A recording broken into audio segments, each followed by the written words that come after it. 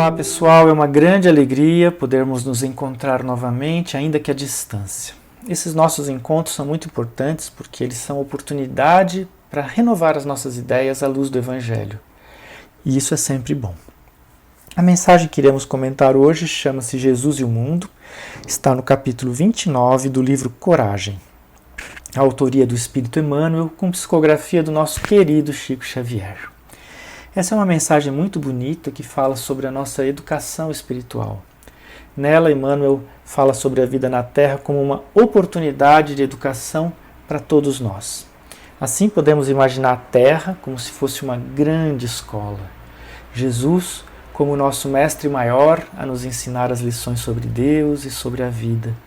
E as situações do nosso cotidiano seriam semelhantes aos momentos de prova na escola, ou seja, o momento em que colocamos em prática tudo que aprendemos. E o resultado final é a nossa evolução espiritual.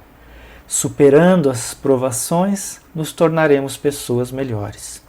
Porém, como em toda escola, como todo processo pedagógico, há condições que precisam ser atendidas para que a aprendizagem aconteça. E é disso que fala a mensagem de hoje. Porém, para começar, vamos relembrar uma passagem da vida de Jesus que tem a ver com esta mensagem.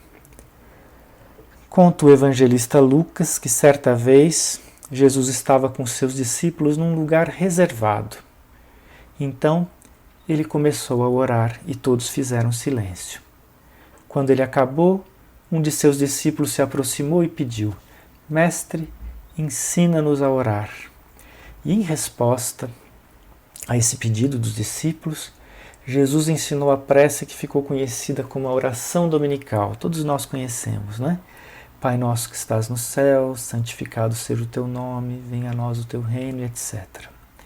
Essa é uma passagem muito significativa porque ela exemplifica duas atitudes essenciais para a nossa educação espiritual: a confiança e a humildade.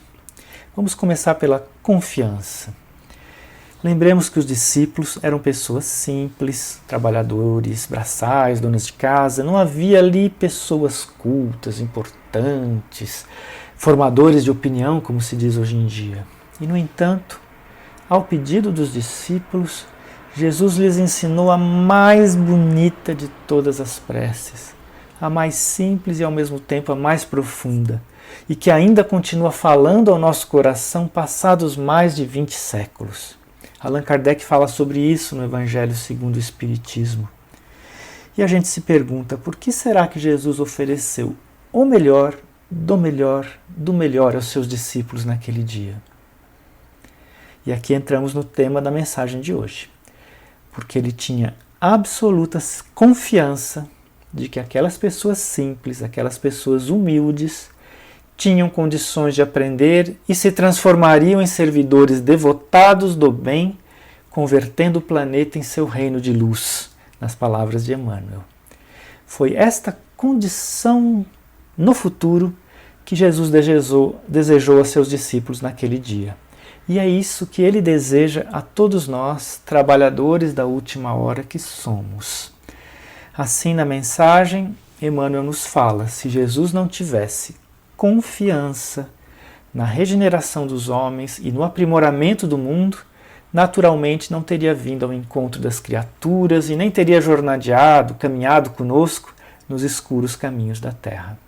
Ou seja, Jesus confia em nós, confia na humanidade, tem absoluta certeza de que mais cedo ou mais tarde as suas lições farão sentido em nossos corações. E se ele confia em nós, não nos cabe perder a esperança ou alimentar o desânimo diante das dificuldades da vida. Emmanuel nos lembra ainda que não há outra maneira de evoluir que não seja vivendo aqui na Terra, vivendo as lições de Jesus no mundo encarnado. E ele nos conta: espíritos sublimes saíram da escola do mundo diplomados em santificação. Diplomados em santificação. Muito bonita essa imagem, não é? Esses espíritos sublimes são os espíritos de luz que cuidam de nós nas lutas cotidianas. E, no entanto, percorreram ontem os mesmos caminhos que estamos percorrendo hoje. E o fizeram porque Jesus confiou neles. Sem a confiança do mestre, não há possibilidade de aprendizagem do discípulo. Vamos imaginar uma professora alfabetizadora que não acreditasse em seus alunos. Seria muito difícil para eles aprenderem. Podemos dizer que hoje só podemos ler e escrever porque alguém, um dia, quando éramos crianças, acreditou em nosso potencial. Assim, Jesus confia na nossa capacidade de superar as adversidades, confia na nossa capacidade de aprender e evoluir. E se isso não fosse verdade, ele não teria perdido tempo em nos trazer o Evangelho, nem sacrificaria sua vida por nós, como ele fez. A segunda condição essencial à aprendizagem é a humildade. Sem a humildade é impossível aprender. Assim, é importante que a gente reconheça que não sabemos de tudo, que somos ignorantes, que temos limitações e fragilidades. É preciso humildade para poder aprender. As crianças exemplificam isso para nós o tempo inteiro, né? Quando estamos ensinando alguma coisa, elas param para nos ouvir, tentam nos imitar. Elas sabem que não sabem, mas isso não é um problema, porque elas sabem também que podem aprender. Por isso é tão importante nas situações que dizem respeito à nossa evolução, resgatarmos em nós essa pureza infantil, essa predisposição natural para aprender. Mestre, ensina-nos a orar.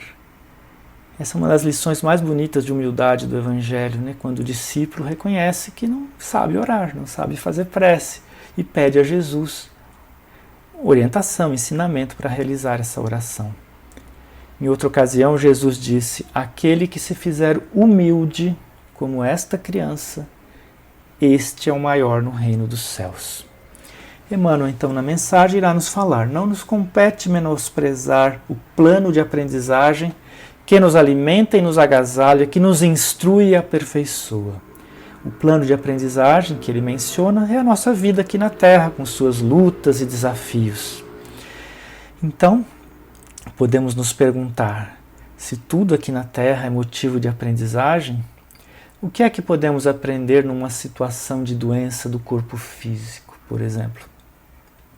Podemos aprender a valorizar a saúde, a disciplinar o pensamento, né? A dor nos tira do equilíbrio e tantas outras coisas mais.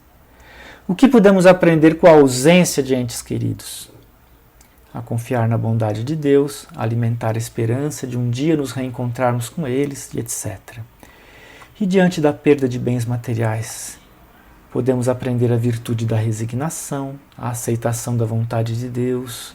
Podemos aprender a nos reinventar, a buscar outros caminhos, a descobrir o valor da simplicidade e assim por diante. Tudo é motivo de aprendizagem para aquele que se coloca na vida como um eterno aprendiz, como diz a canção. Portanto, a oportunidade de aprender é agora, o tempo é hoje, mesmo diante das provações mais amargas da nossa vida. Por fim, o autor irá nos falar ainda sobre uma outra atitude essencial da aprendizagem e evolução, que é a prática do amor ao próximo. Emmanuel dedica uma grande parte da mensagem a esse tema, reiterando a importância do melhor auxiliar ao pior, daquele que é bom amparar ao que é mau, do sábio ajudar ao ignorante, do humilde amar ao orgulhoso e da virtude socorrer as vítimas do vício. E por fim ele conclui: o cristão que foge ao contato com o mundo é flor parasitária e improdutiva na árvore do Evangelho. Em outras palavras, ele está nos convidando ao trabalho no bem, à prática da caridade, à prática do amor ao próximo. Se pudéssemos resumir então essa mensagem, o autor irá nos falar sobre 3 aspectos, né? Da confiança de Jesus em nossa capacidade de aprender e evoluir, da humildade como uma condição necessária e essencial à aprendizagem e da disposição para amar ao próximo como condição essencial à evolução. Era isso.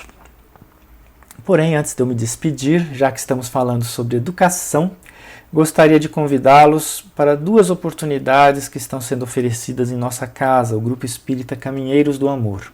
2 oportunidades ligadas à educação. A primeira é o trabalho de evangelização da família, que acontece aos sábados de manhã, de forma virtual, online. O convite aqui para vocês é para vocês conhecerem esse trabalho, assistirem às nossas reuniões de pais, trazerem as crianças e jovens para participar das nossas aulas. Ou indiquem esse trabalho para alguém que se interesse. Para mais informações, sugerimos acessar o link que está na descrição deste vídeo. A segunda oportunidade é o trabalho das escolas de doutrina espírita, em que estudamos as obras de Allan Kardec. As aulas acontecem às terças-feiras à noite, também de forma virtual e online, e são voltadas para pessoas com mais de 18 anos. Colocamos um segundo link na descrição desse vídeo com mais informações sobre esse trabalho, sobre como se inscrever para as escolas. É um trabalho que está aberto a qualquer pessoa interessada e vocês podem participar ou divulgar para seus amigos e parentes. Ambos os trabalhos, a evangelização da família e as escolas de doutrina espírita, serão retomadas em fevereiro de 2022. Fevereiro. Elevemos então nosso pensamento a Deus e agradeçamos a oportunidade do encontro de hoje, da reflexão sobre os ensinamentos de Jesus e da doutrina espírita. Até a semana que vem.